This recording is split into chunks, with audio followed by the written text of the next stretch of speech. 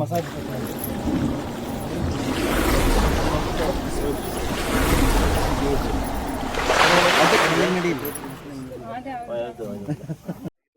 ಏನು ಇವತ್ತು ಒಂದು ನೂತನ ಕಟ್ಟಡ ಉದ್ಘಾಟನೆ ಮಾಡಿದ್ದಾರೆ.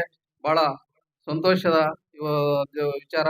ಯಾಕಂತಂದ್ರೆ ಇಡೀ ನಮ್ಮ ಹಳ್ಳಿಗಳಿಗೆ ಇದು ಒಂದು ಗ್ರಾಮ ಪಂಚಾಯತ್ ಸರ್ಕಾರ ಇದ್ದಂಗೆ, ಗ್ರಾಮ ಮಟ್ಟದ ಸರ್ಕಾರ ಇದ್ದಂಗೆ.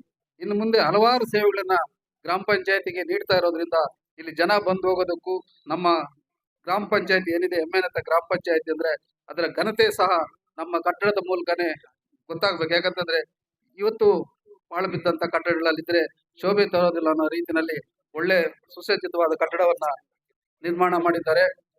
ಅದಕ್ಕೋಸ್ಕರ ಈ ಒಂದು ಸಮಾರಂಭಕ್ಕೆ ಕರೆಸಿ ನಮಗೂ ಆಹ್ವಾನ ಕೊಟ್ಟರಿಗೆ ಎಲ್ರಿಗೂ ಥ್ಯಾಂಕ್ಸ್ ಹೇಳ್ತಾ, ಏನು ತಾವೆಲ್ಲ ಮಹಿಳಾ ತಾಯಂದ್ರೆ ಇಲ್ಲಿ ಬಂದಿದ್ದೀರಿ, DCC ಬ್ಯಾಂಕ್ ಇಂದ ತಾವೇನ್ ಸಾಲ ತಗೊಂಡಿದ್ರಿ ದಯವಿಟ್ಟು ಆ ಒಂದು ಸಾಲವನ್ನ ಮರುಪಾವತಿ ಮಾಡಿ.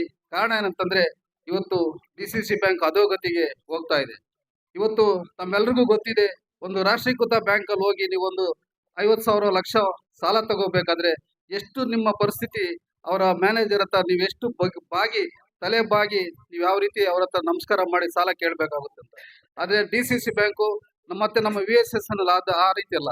ನೀವೇ ಅದರ ಮಾಲೀಕರು, ಅಲ್ಲಿ ಅಧ್ಯಕ್ಷರು ನೀವೇ, ಸದಸ್ಯರು ನೀವೇ, ಎಲ್ಲ ತೀರ್ಮಾನವನ್ನು ತಗೊಂಡು ಯಾರು ಸಾಲ ಕೊಡ್ಬೇಕಂತ ನಿಶ್ಚಯಿಸಕ್ಕಂಥವ್ರು ಕೂಡ ತಾವೇ ಆಗಿರೋದ್ರಿಂದ ಈ ಬ್ಯಾಂಕ್ ಏನಿದೆ ಮತ್ತು ಹಾಲು ಒಕ್ಕೂಟ ಇವೆರಡು ನಮ್ಮ ರೈತರ ಜೀವನಾಡಿಗಳಿವೆ ಇವೆರಡು. ಅದಕ್ಕೋಸ್ಕರ ಅದನ್ನ ಉಳಿಸ್ಬೇಕು ಅನ್ನೋ ಕಾರಣಕ್ಕೋಸ್ಕರ ತಾವ್ ಯಾರಿದ್ದೀರಿ ಇಲ್ಲಿ ರೈತ ಬಾಂಧವರು ಅಷ್ಟೇ, ತಾವು ಮಹಿಳೆಯರು ಆ ಒಂದು ಸಾಲವನ್ನ ಸಕಾಲಕ್ಕೆ ಮರುಪಾವತಿ ಮಾಡಿ ಈ ಬ್ಯಾಂಕ್ ನಮ್ಮ ಜಿಲ್ಲೆಯ ಒಂದು ರೈತರ ಇದು ಬರೀ ರೈತರಿಗಾಗಿ ಮೀಸಲಿರ್ತಕ್ಕಂಥ ಬ್ಯಾಂಕ್ ಇದು.